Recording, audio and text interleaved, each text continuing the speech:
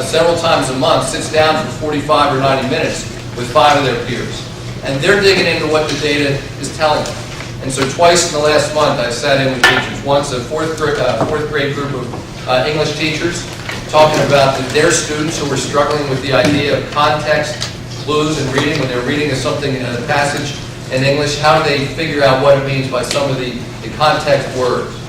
And their kids were struggling. The teachers were doing some research to figure out what other schools were doing, what kinds of tools they had available, what worked. And then I sat in with another group of teachers whose students were struggling with the concept of adding fractions with different denominators. And they were digging into the data, figuring out what it meant and how they were going to intervene differently. And it's a new approach to education. And the Common Core is very much tied to this. And here's how I think about it. I have before I got into public service, the most interesting part of my career, at least interesting to me, was my time in the telecommunications industry. I was the 13th employee at Nextel, and I also spent time at Comcast. So I know something about the idea of interoperability. It's something that's very important for those companies that are represented here that are TechNet members. Interoperability is really important. It means you can use your device no matter what market you go to. It can mean lots of things, but it basically means you don't have to adopt a different set of protocols for your device, for your phone, whatever, to work.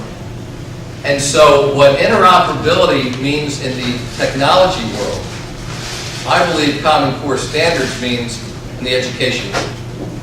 And it's very important for people to understand. In the political world that we live in today, there's so much consternation and angst about Washington driving everything, including education. Well, you know what? Common Core standards is not federally driven. This is not something that the Department of Education said, here are the standards that we think that all the states ought to adopt. Common Core standards was something that was a partnership between the chief state school officers and the National Governors Association.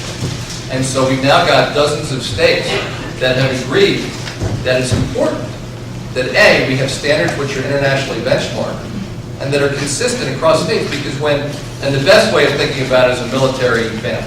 And when the military families move so often, and how much of a struggle is it for a military kid to go from one base from one state to another base in another state and trying to have to pick up when there's no similarity from grade to grade about what's being taught from state to state.